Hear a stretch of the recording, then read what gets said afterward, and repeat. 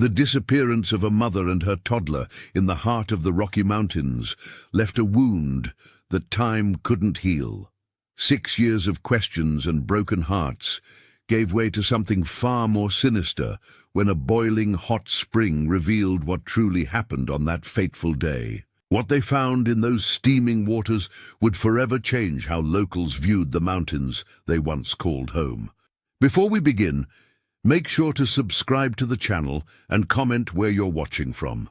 The Cascade Trail had always been Julia Anderson's favorite hiking spot, a place where the majesty of the Rockies could be experienced without venturing too far from civilization. That radiant July morning, the 32-year-old physical therapist had dressed little Lucas in his dinosaur t-shirt and tiny hiking boots, packing extra snacks and juice boxes in her weathered day pack.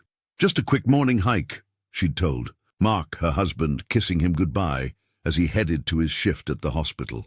At 9:15, she'd sent him a photo of Lucas pointing excitedly at a blue jay, followed by a text. "We'll be back before lunch. Thinking grilled cheese. Mark." Checked his phone at 12:30 during his break, surprised to find no follow-up messages. He called Julia's cell, straight to voicemail. By 2 o'clock, with still no word, he left work early and drove to the trailhead parking lot. Julia's silver Honda CR-V sat alone in the corner, a child-stuffed giraffe visible through the window. The sight sent ice through his veins.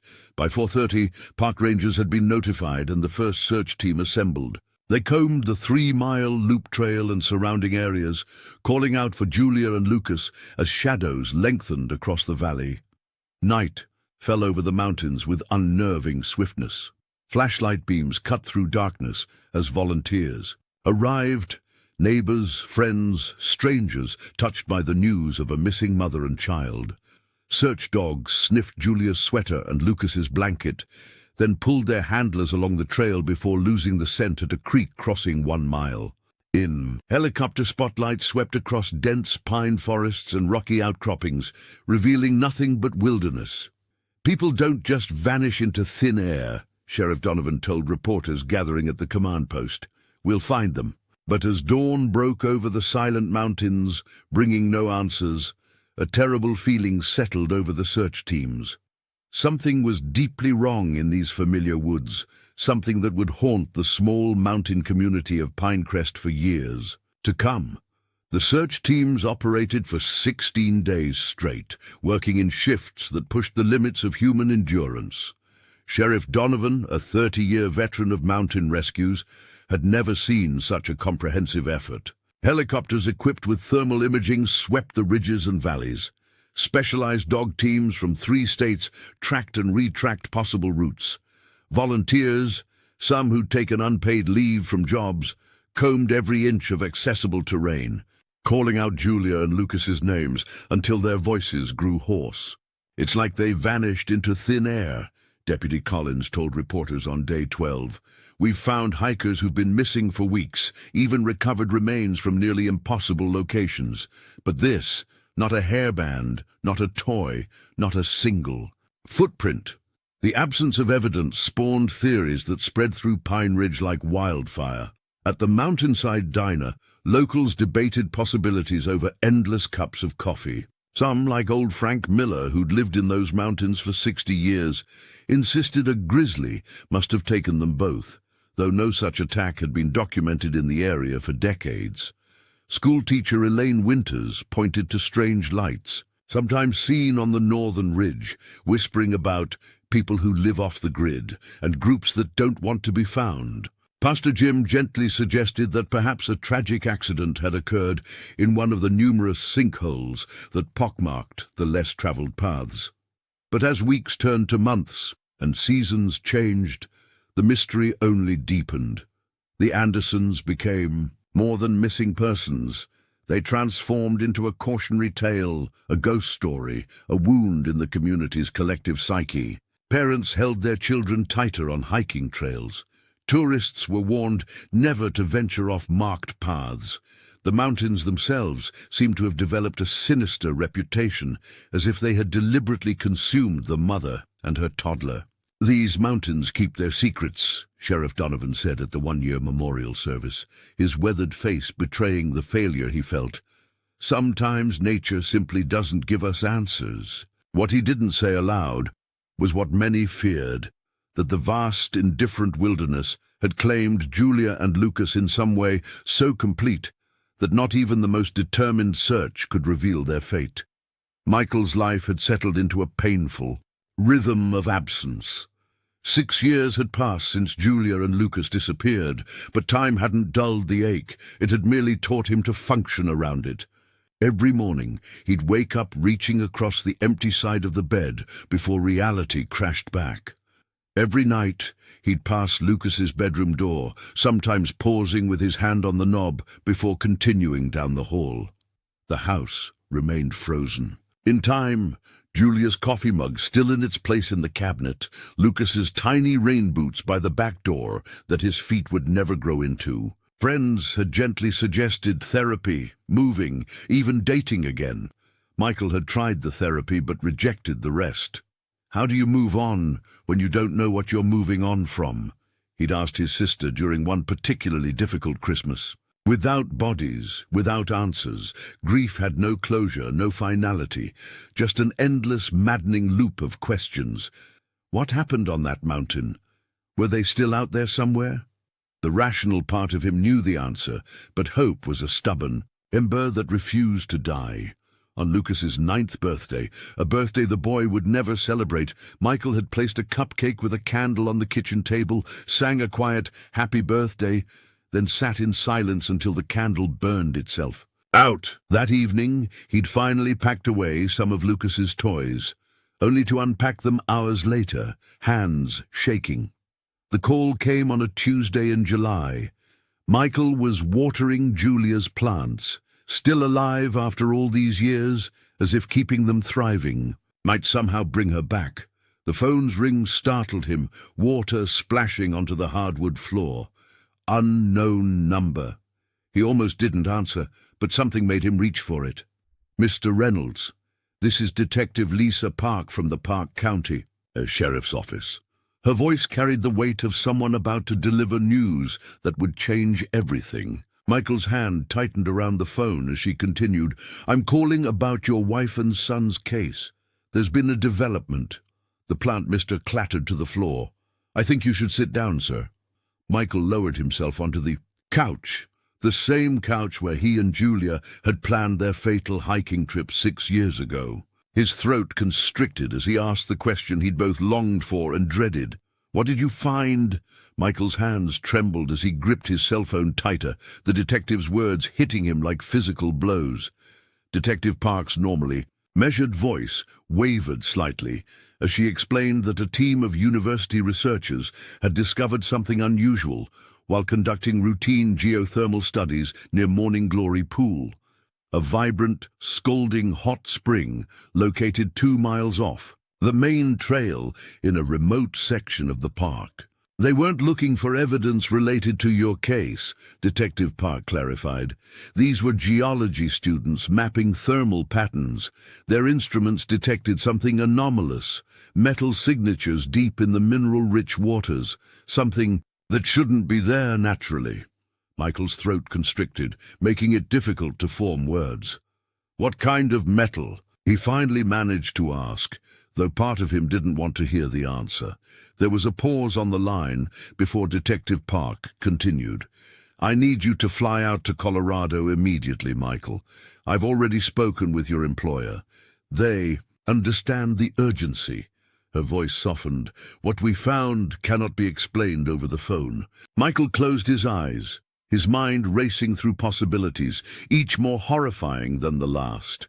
6 years of uncertainty had conditioned him to expect the worst while clinging to impossible hope.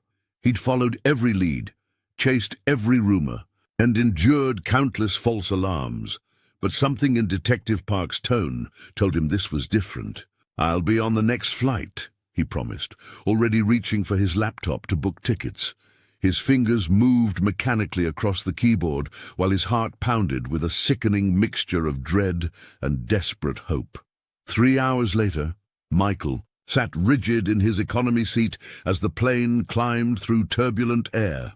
The elderly woman beside him had tried making conversation, but his short, distracted responses eventually discouraged her. His mind kept returning to that hot spring, a place tourists photographed for its unearthly blue and orange hues, never knowing what secrets might lie beneath its beautiful, deadly surface.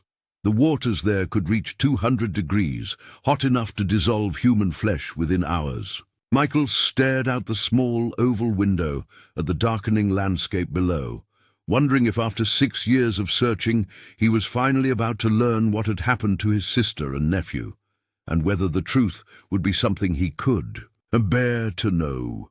The afternoon sun cast long shadows across the research site as Michael pulled his vehicle alongside several police cruisers. His heart thudded against his ribs when he spotted Detective Park's tall figure standing near the edge of the cordoned area. The detective's face was etched with the gravity of the situation, offering only a somber nod of acknowledgement as Michael approached. Yellow caution tape fluttered in the mountain breeze, transforming the once peaceful hot spring into a grim tableau of investigative activity. "Thanks for coming so quickly," Detective Park said, his voice low. "We've been careful not to disturb anything more than necessary." Michael surveyed the scene, taking in the forensic technicians in white coveralls meticulously photographing and bagging items. Steam rose from the hot spring, creating an otherworldly haze that seemed to blur the boundaries between the living and whatever secrets lay beneath the surface. The usually tranquil spot, known for its therapeutic minerals and breathtaking views, now felt heavy with unspoken dread. "This way?" Detective Park guided him toward a white tent erected several yards from the spring's edge. Inside, portable. Lights illuminated a folding table where several items lay carefully arranged. Michael's breath caught in his throat. There, displayed with clinical precision, was a severely corroded backpack frame, its once sturdy aluminum now pitted and discolored from years of exposure. Beside it lay shreds of what appeared to be purple fabric, the same distinctive shade as Jennifer's favorite hiking jacket. "These were recovered first," the detective explained, pointing to a pair of women's hiking boots. They were remarkably preserved, the leather weathered but intact. "Custom insoles," he added, lifting one slightly to reveal the molded footbed. "Made for someone with high arches." Michael nodded numbly. "Jennifer had plantar fasciitis. She couldn't hike without them." The final item on the table nearly brought Michael to his knees, a titanium wedding ring, its surface dulled but still legible with the engraving, J&M to the summit and back. He remembered placing it on Jennifer's finger 6 years and a lifetime ago, both of them laughing, about how the mountaineering reference perfectly captured their relationship. "Where exactly was this found?" Michael asked, his voice barely above a whisper. "In a crevice about 3 feet from the spring's northern edge," Detective Park replied. "And Michael, there's more. We're still processing the area." Detective Park gestured to the evidence bags laid out on the table, his weathered face grave in the harsh fluorescent light. "The hot spring's extreme temperature and mineral content created a unique preservation environment," he explained, pushing forward a plastic bag containing what appeared to be the remnants of a hiking boot. Some materials were remarkably preserved, while others completely deteriorated. Julia's belongings had been recovered at various depths within the spring, her backpack at 12 feet down, her camera at 15, and her wedding ring at nearly 20 feet below the surface. What troubled the detective most, he confided, was the complete absence of any items belonging to Lucas. Not a toy, not a shoe, not even the distinctive blue sippy cup that witnesses remembered seeing with the toddler earlier that day. "We've sifted through every inch of that spring," Park said, his voice dropping. "There's simply nothing to indicate Lucas was with her when she entered the water." The implication hung in the air like a toxic cloud. Julia hadn't accidentally slipped and fallen into the spring. The evidence suggested she had entered the scalding water fully clothed, with all her hiking gear still strapped to her body. The Backpack wasn't empty either. It contained her wallet, phone, and even snacks, as if she hadn't bothered to remove anything before stepping in. "In my 23 years on the force," Park said, rubbing his temples, "I've seen accidents and I've seen deliberate acts. This has all the hallmarks of intention or coercion." I felt my stomach twist at the detective's words. Either Julia had willingly walked into that boiling spring, or someone had forced her. Both scenarios were horrifying, but neither explained the most crucial question. Where was Lucas? If Julia had taken her own life, what had happened to her son? And if someone had forced her into the spring, had they taken the child? The questions multiplied like fractal patterns, each one branching into more disturbing possibilities. Park seemed to read my thoughts. "We're not ruling anything out," he said, carefully placing the evidence bags back into their storage container. "But I'll tell you this.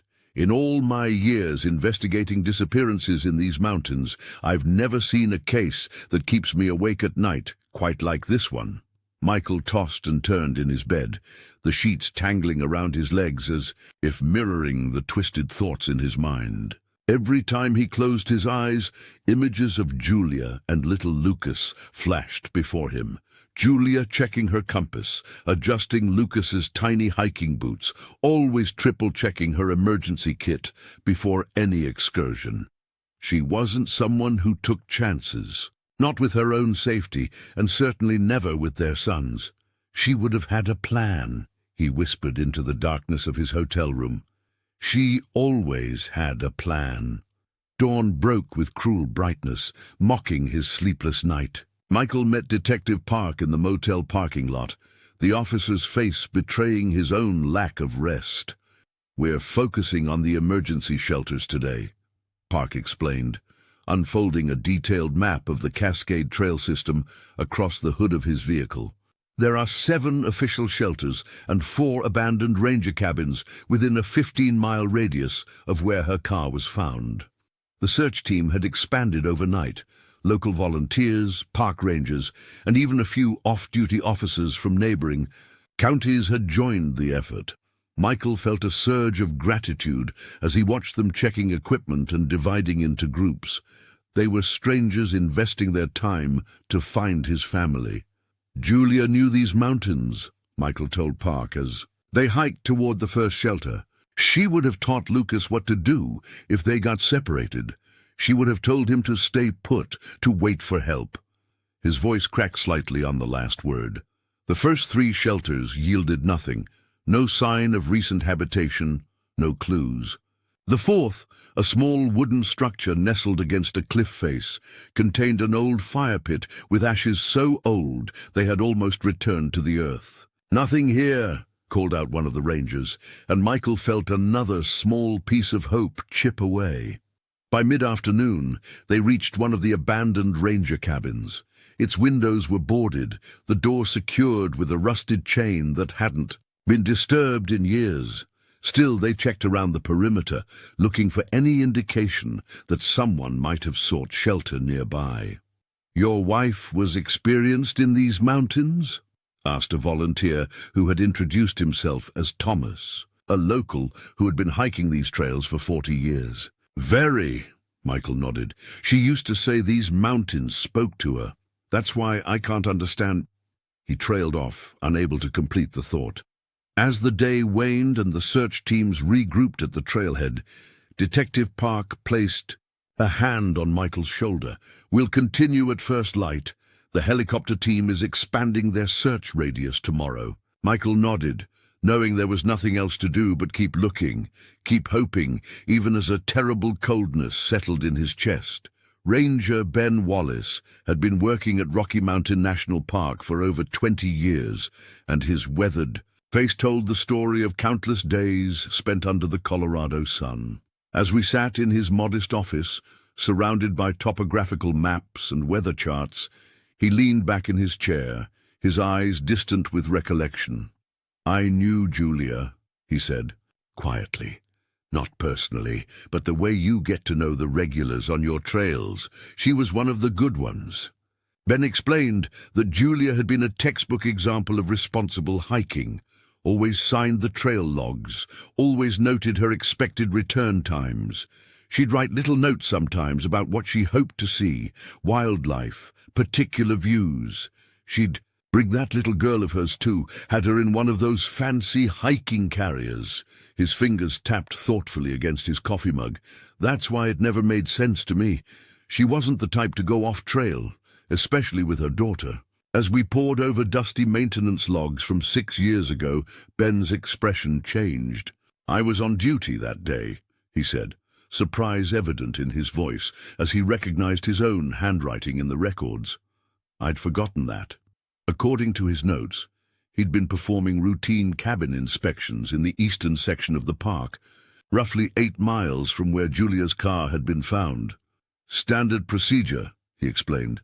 "Check structures for damage, clear fallen branches from paths, make sure trail markers are visible." Ben paused, running his finger down the page. "There was a storm that afternoon. Came up suddenly, like they sometimes do in the mountains." He pulled out another log book, this one dedicated to weather events. "See here? Clear morning, but by 2:30 we had heavy cloud cover. By 3:15, lightning strikes reported. On the north face, we issued warnings for hikers to seek shelter or return to trailheads." His brow furrowed. If Julia was out with her daughter when that hit, it would have been frightening. Visibility drops to almost nothing in those conditions. The ranger closed the book slowly. "I've always wondered if that storm had something to do with what happened. People make different decisions when they're scared, especially when protecting a child." Before we begin, make sure to subscribe to the channel and comment where you're watching from. The search team reached the first shelter, Timberline, as the afternoon sun cast long shadows through the pines. It was a simple structure, weathered by mountain seasons, with a single room and a small fireplace. They worked methodically, examining every corner, lifting floorboards and checking the stone chimney. The place felt unnaturally still, as if time had stopped flowing through it years ago. Mike, the most experienced ranger, kept rubbing his arms despite the warmth of the day. "Something's not right about this place," he muttered, though he couldn't explain what he meant. Pine Ridge Cabin sat higher up, nestled against a cliff face that sheltered it from the worst winter storms. It was larger than Timberline, with 2 rooms and a small loft. The team spread out, their flashlight beams crossing in the dusty air. Sheriff Daniels found a child's sock wedged behind a rusty wood stove, but DNA testing later showed no connection to Lucas. Still, the discovery unsettled everyone. The cabin's windows seemed to watch them as they worked, and the wind through the broken glass sounded almost like whispers. By the time they reached Avalanche Creek Shelter, the most remote of the 3, darkness was falling. This cabin sat in a narrow valley where sunlight barely reached even at midday. It was the smallest shelter, barely more than 4 walls, and a roof, built decades ago as an emergency refuge. The door hung crookedly on one hinge, and inside the air smelled of mold and something else. Something indefinable that made the hair on their necks stand up. Detective Reynolds swept her flashlight across the walls and stopped suddenly. There, about 2 feet from the floor, was a faded drawing. Childish lines formed 2 stick figures, one small with spiky, uneven hair, holding hands with a taller figure. The small figure wore what looked like a red jacket, just like the one Lucas had been wearing when he disappeared. Below the drawing, scratched in blue crayon that had almost faded away completely, was the name Lucas in wobbly letters. "Get the forensics team up here now," Sheriff Daniels said, his voice barely above a whisper. "And nobody touches anything." He stepped back, staring at the crude drawing. The cabin suddenly felt colder, as if the mountain itself had drawn a breath. The stick figures seemed to watch them, their simple lines somehow conveying more emotion than any photograph could. This was no coincidence. Lucas had been here, in this forgotten place, far from any trail where searchers would have looked 6 years ago. The drawing trembled in Detective Park's hands, a faded crayon creation that had somehow survived 6 years in the mountain shelter. Excitement surged through the search team as they crowded around to see the childish scrawl. Unmistakably, Lucas's work, according to the grandmother who'd seen countless similar drawings. The crude stick figures labeled Mommy and Me stood beneath what appeared to be a triangular roof, with blue scribbles of rain surrounding them.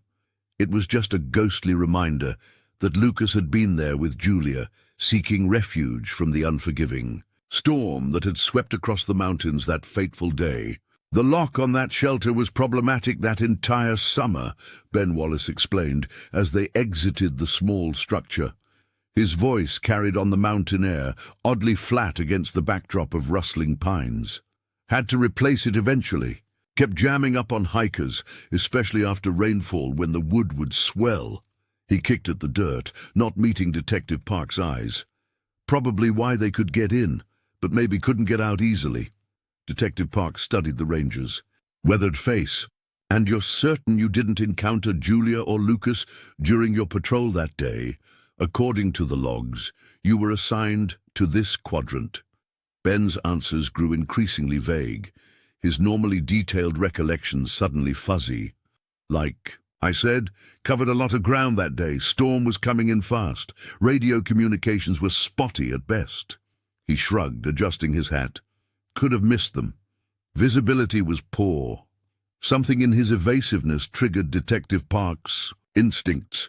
The way his eyes darted to the tree line rather than meeting her gaze, how his fingers fidgeted with his belt loop. 20 years on the force had taught her to recognize when someone was constructing a narrative rather than recalling one. She made a mental note to verify Ben's movements from that day, cross-reference them with the weather reports and patrol logs. Her suspicion quietly grew as she watched him walk ahead of the group, shoulders unnaturally stiff. "We should head back before dark," Ben called over his shoulder. "These mountains get dangerous quick." Detective Park lingered behind, taking one last look at the shelter. "Yes," she murmured to herself, "I imagine they do." The discovery in the old locker sent shockwaves through the investigation team. Sheriff Daniels stared at the two items laid out on the table before him. Julia's silver compass necklace, the one her father had given her on her 16th birthday, and her backup wedding band, a simple silver band she kept in her hiking pack in case her main ring felt too loose on the trail. Both items had been carefully wrapped in a faded bandana and tucked into a false bottom of the locker that would have remained undetected if not for the thorough search protocol they'd implemented. "How long has this locker been unused?" Daniels asked, his voice tight with controlled emotion. Ranger Wilson consulted the dusty logbook. "According to our records, it was last assigned to a seasonal worker named Jake Foster. He worked here for just one summer season, summer of 2019, left without much notice in late August that year, about 3 weeks before Julia and Emma disappeared." Daniel's eyes narrowed. "Did anyone interview him after the disappearance?" "That's the thing," Wilson replied, scrolling through digital files on his tablet. His contact information led nowhere. The phone was disconnected, and the address he provided turned out to be a vacant lot in Colorado Springs. We had flagged it as suspicious back then, but with hundreds of leads coming in and no direct connection to the victims, well, we've got a direct connection now, Daniel said, carefully photographing the items. "What else do we know about this Foster?" Wilson pulled up an employment file. 28 at the time of hiring. Previous experience at Yellowstone and Grand Teton. References checked out, but looking back, they were all phone references. No email trail. His background check came back clean, but what? Pressed Daniels. "His personnel photo is missing from the file. Says here it was never properly uploaded to the system." Daniels felt the familiar chill of a case breaking open. "I want everything on this guy. Employment records, fingerprints from the locker, DNA if possible, and I want to know who vouched for him on those phone references." As the team mobilized around this new lead, Daniels carefully bagged the evidence. The compass necklace caught the light, its needle permanently pointing north. He couldn't help but wonder if it might finally be pointing them toward the truth about what happened to Julia and little Emma on that mountain 6 years ago. The transformation of Jake from park handyman to prime suspect happened with unsettling speed. One day he was the quiet guy who fixed broken railings and cleared fallen branches. The next, his face was plastered across police bulletins and news reports throughout Colorado. Detective Park had pulled an all-nighter combing through Jake's employment records at the national park. He was a model employee on paper, she told Michael over coffee at the local diner. Perfect attendance, supervisor comments, noting he was skilled with tools, particularly carpentry and mechanical repairs. But socially, almost a ghost. Co-workers described him as polite but distant. No friends, no enemies, just there. What troubled investigators most was Jake's timing. 3 days after Lisa and Emma's disappearance, he'd simply not shown up for his shift. His modest cabin-style staff quarters had been emptied of personal belongings. His truck was gone. His bank account had been closed. No credit card activity, no cell phone pings, nothing. It was as if Jake had anticipated becoming a person of interest and had methodically erased his footprint from the world. "We've issued alerts to every law enforcement agency in the country," Detective Park explained, sliding photos across the table. "Border Patrol, transportation hubs, the works. If he's still in the United States, we'll find him." Michael stared at Jake's employee ID photo. The man had unremarkable features. Brown hair, average build. The kind of face you'd forget minutes after seeing it. Perfect for someone who didn't want to be remembered. "What if he's innocent?" Michael asked, his voice barely audible above the clinking of diner silverware. "What if we're focusing on the wrong person?" Detective Park's expression softened momentarily. "We follow evidence, not hunches. Right now, all evidence points to Jake." But as Michael drove back to his temporary lodging that evening, a new, unsettling thought took root. What if Jake was just convenient? A loner with no connections who vanished at the perfect moment to become a scapegoat. Perhaps someone else. Someone, still in their midst, was watching the investigation unfold, relieved that attention had shifted elsewhere. The possibility sent ice through Michael's veins. If Jake wasn't responsible, then whoever took Lisa and Emma might still be here. Perhaps even someone Michael had spoken with, someone who had offered condolences or help, someone hiding behind a mask of normalcy while harboring unimaginable secrets. The more Michael stared at Jake's work logs, the more his stomach twisted into knots. There it was, in black and white. Jake had traded shifts with Ranger Collins specifically to work the Upper Loop Trail on the exact day Julia and Lucas disappeared. He'd even initialed the change himself. The evidence looked damning, almost too damning. "It's all here," Michael whispered to himself, rubbing his tired eyes as dawn broke outside his window. He hadn't slept all night. Something about this felt wrong. Too neat, too convenient. Jake wasn't clever enough to orchestrate something this complex, yet foolish enough to leave such an obvious paper trail. Michael leaned back in his chair, his mind drifting to Ben Wallace. The veteran ranger had been at the park for over 20 years. He knew every trail, every emergency shelter, every seasonal cabin. During their conversations, Ben had described the Upper Loop shelters with remarkable precision, down to the type of lock on the maintenance shed. Yet when Michael had casually asked about his whereabouts during the initial search, Ben's story shifted slightly each time. "He was supposedly leading the Northeastern Quadrant search team," Michael muttered, flipping through his notes. "But 3 different rangers mentioned seeing him near the western ridges that day." Even more curious was how Ben had been the first to suggest Jake's involvement, subtly planting the seed of suspicion months ago. Michael pulled out his phone and scrolled through the photos he'd taken of the search grid maps. Ben had marked certain areas as thoroughly searched, despite weather logs showing those sectors had been inaccessible due to flooding that week. Why would an experienced ranger make such a basic mistake? The coffee in Michael's mug had gone cold. He drained it anyway, grimacing at the bitter taste.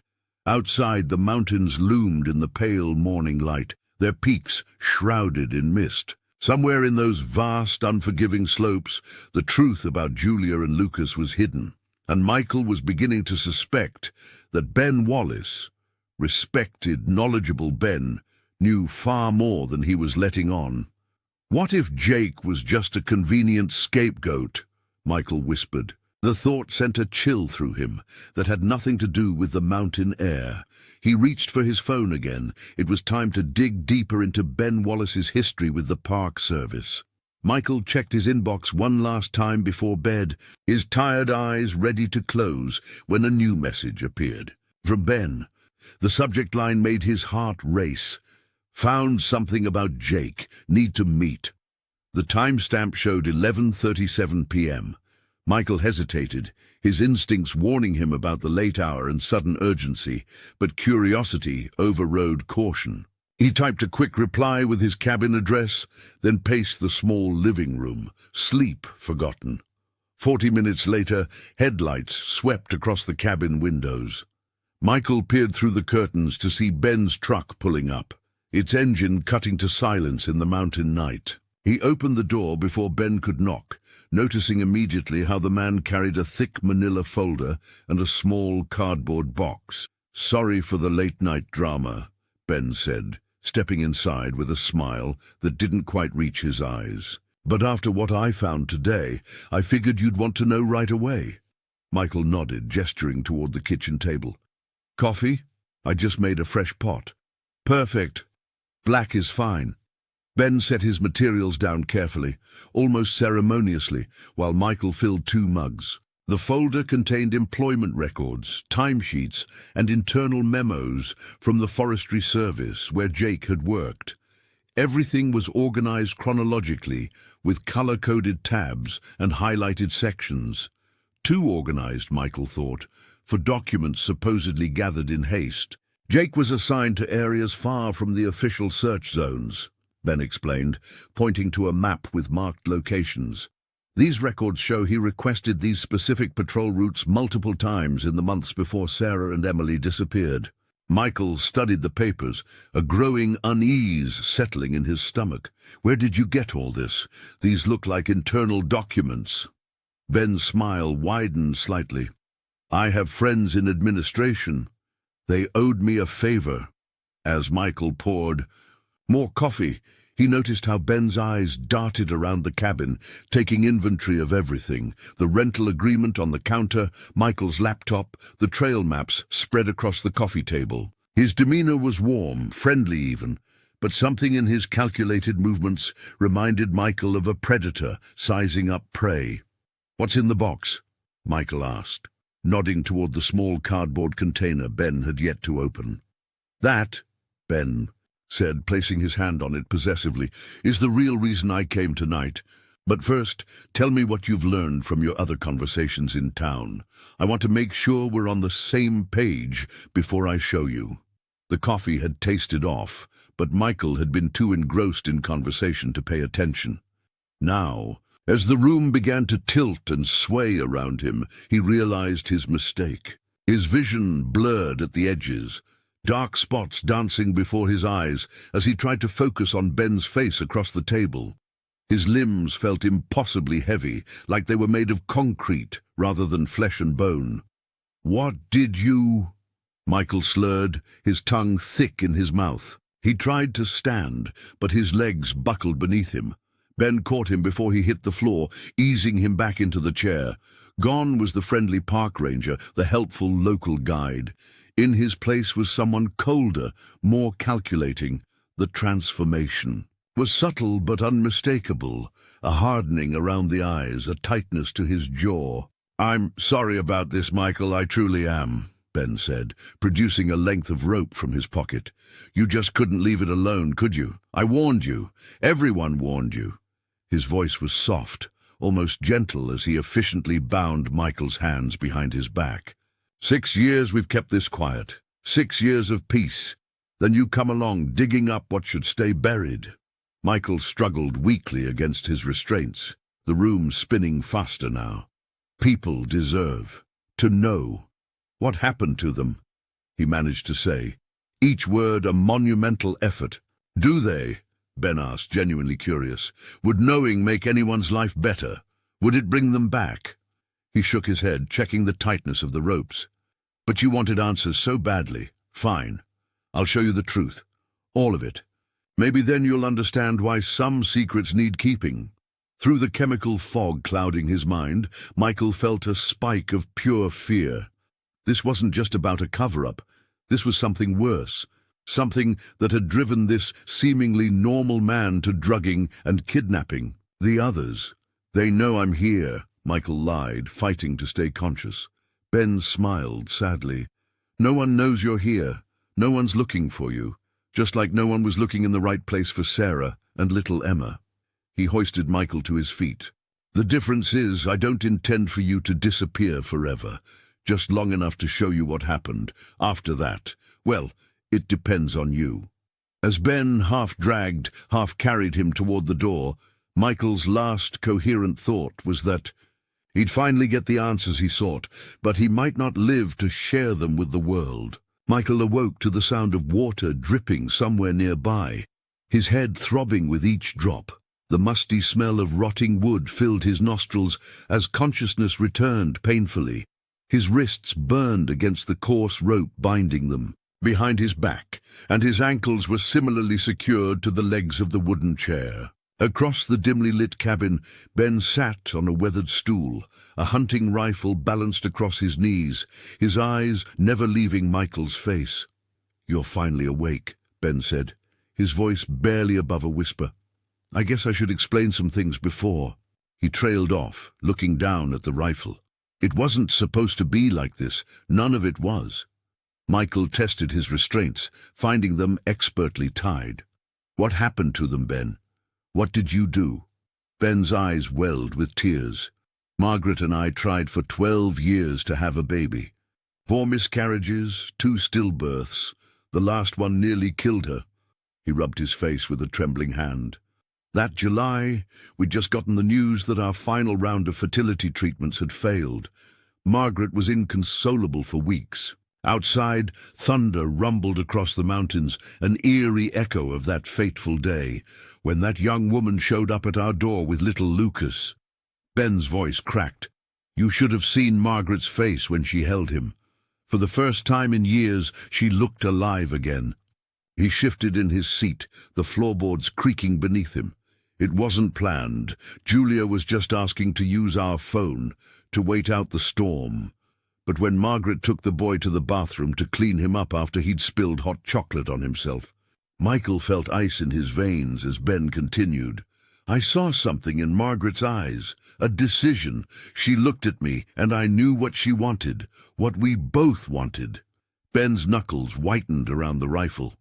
"It was just supposed to be the boy. We were going to let Julia go after she fell asleep from the pills Margaret put in her tea. But she woke up while I was moving her to the car. She fought. Hard. You killed her," Michael whispered, the horrible truth settling in his gut like lead. Ben nodded slowly. "An accident, but Lucas, he became our Tommy, our miracle, our second chance." His voice dropped even lower. "Margaret never recovered from losing him too." Before we begin, make sure to subscribe to the channel and comment where you're watching from. Ben had spent weeks trying to persuade Julia to give up Lucas for adoption. "Margaret and I can give him everything you can't," he'd pleaded during their final conversation at the cabin.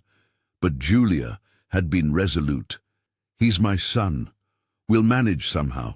Her determination had triggered something dark inside Ben, a desperate need to possess the child he'd convinced himself deserved better parents. That night, while Lucas slept soundly in the small bedroom, Ben had confronted Julia one last time. In the kitchen, when she turned away from him, he'd grabbed the heavy cast-iron pan from the stove. The sickening thud still echoed in his nightmares. He remembered standing over her crumpled form, his hands shaking uncontrollably as blood pooled beneath her head. He'd called Margaret immediately. "There's been an accident," he'd whispered into the phone. Within an hour she'd arrived, surveying the scene with clinical detachment. "We can make this work," she'd said, already formulating their plan. While Ben wrapped Julia's body in plastic sheeting, Margaret had gently lifted the sleeping toddler from his bed. The next morning, they'd dyed Lucas's soft blonde curls a deep brown to match Margaret's hair. Ben had used his connections to procure forged adoption papers, creating a paper trail for their newly acquired son. They'd named him Owen, a name Margaret had always loved, and immediately prepared to move to Denver, where no one knew them. "What about her body?" Margaret had asked as they packed the car. Ben had already thought it through. "The hot spring, the minerals will break down evidence faster." They'd weighted Julia's body and submerged it in the remote thermal pool, confident the acidic waters would eventually dissolve all traces. Before leaving town, Ben had carefully planted Julia's scarf near Jake Foster's property and anonymously called in a tip about seeing Julia's car there. Foster's history of stalking charges made him the perfect scapegoat. "No one will question it," Ben had assured Margaret as they drove away with Lucas, now Owen, sleeping peacefully in the back seat. For 6 years, they'd lived their perfect family life. Margaret had quit her nursing job to be a full-time mother. Ben had accepted a promotion that kept him busy and distracted from guilt. They'd convinced themselves they'd saved Lucas from a life of poverty and instability. They'd told themselves the end justified the means. But as the search teams had begun draining the hot spring last week, that carefully constructed reality had started crumbling around them. The cabin filled with the sound of Michael's muffled protests as Ben paced nervously, shotgun still in hand. His face had transformed, the kindly mountain man facade giving way to something cold and calculated. "You don't understand what it was like finding them," Ben said, voice eerily calm. "That woman, barely alive, clutching her boy in the snow. We only meant to help at first." He knelt down, meeting Michael's eyes. "But Sarah couldn't have children. The fever took that from her years ago. And this woman, this city woman who brought her toddler into the mountains unprepared, she died that night, despite everything we tried." Ben's eyes glazed with the memory. "We buried her where nobody would find her. And Lucas, that's what we named him. He became ours." Michael struggled against his restraints as Ben continued. "We gave him everything, a home, love, safety. He never wanted for anything." His voice hardened. "Then 3 years ago, that hiker came through. Said the boy looked familiar, like a missing child from some poster he'd seen. Started asking questions." Ben's knuckles whitened around the gun. "We couldn't let him leave. These mountains keep secrets well." The floorboards creaked as Sarah emerged from Lucas's room. "Ben," she whispered, her voice tight with fear. "Someone's coming." The distant rumble of engines grew louder, cutting through the mountain silence. Blue and red lights began to strobe through the trees, casting alien shadows across the cabin walls. Ben rushed to the window, pulling back the curtain just enough to see the convoy of police vehicles surrounding their property. "Detective Park!" Sarah breathed, recognizing the woman stepping out of the lead vehicle. The detective they'd spoken to just days ago about Michael's trespassing stood tall, bulletproof vest over her uniform, giving instructions to officers who fanned out around the perimeter. "How did they—" Ben turned to Michael, understanding dawning on his face. "You left something for them to find." Through the trees, flashlight beams danced like fireflies as officers took position. A megaphone crackled to life. "Benjamin and—" "Sarah Holloway, this is Detective Park with the County Sheriff's Department. We have the cabin surrounded. Come out with your hands visible." Ben's shoulders slumped as the weight of 6 years of deception finally crushed down upon him. Sarah began to sob quietly, moving to stand beside her husband. Outside, 20 officers waited with guns drawn, ready to rescue the boy who'd been missing for 6 long years, and the journalist who'd finally found him. The standoff reached its boiling point as police surrounded the cabin. Inside, Ben paced frantically, his face contorted with desperation, while Margaret clutched Michael's arm so tightly the boy winced in pain. Through the window, Ben shouted hoarsely at the officers, "Stay back! We've raised this boy for 6 years. He's ours now. One step closer, and you'll regret it." Margaret's eyes darted wildly between the windows, calculating escape routes that no longer existed. Outside, Lucas, now known as Owen, stood trembling beside a police cruiser, his small fingers gripping his tablet like a lifeline. The device contained the only reality he'd ever known: photos of fishing trips, birthday celebrations, and family picnics, all built on a foundation of lies. An officer had draped a blanket around his shoulders, but nothing could shield him from the truth, unfolding before his eyes. His world was shattering with each passing second. "They told me my real mom died," he whispered to the female officer beside him, tears streaming down his face. Is that not true?" Inside the cabin, negotiations deteriorated rapidly. When Ben reached for something under the couch, officers made their move. Tear gas canisters crashed through the windows, filling the space with choking clouds. Michael dropped to the floor, covering his face with his shirt as he'd seen in movies. The sound of splintering wood and shouting voices surrounded him as the front door gave way. 2 gunshots cracked through the air. Michael couldn't tell who had fired or been hit. He only knew that Margaret's grip on him suddenly loosened. He crawled blindly through the acrid fog, his arms numb from fear and the lingering effects of being restrained. Hands grabbed him, different hands, gentle but urgent, pulling him toward the door, toward fresh air, toward freedom. "I've got the boy! He's safe!" A voice called out as Michael emerged from the cabin, coughing and gasping. The officer swept him up and ran toward the perimeter. For the first time in 6 years, Michael felt something he'd almost forgotten: hope. It surged through his body like electricity, making his heart pound against his ribs. Through tear-blurred eyes, he saw the other boy, the one they called their son, staring back at him with equal confusion and terror. Their gazes locked for just a moment, 2 children caught in the same twisted nightmare, before Michael was whisked away to a waiting ambulance. Behind them, the cabin that had been his prison for 6 long years grew smaller in the distance, its secrets and horrors finally exposed to the light of day.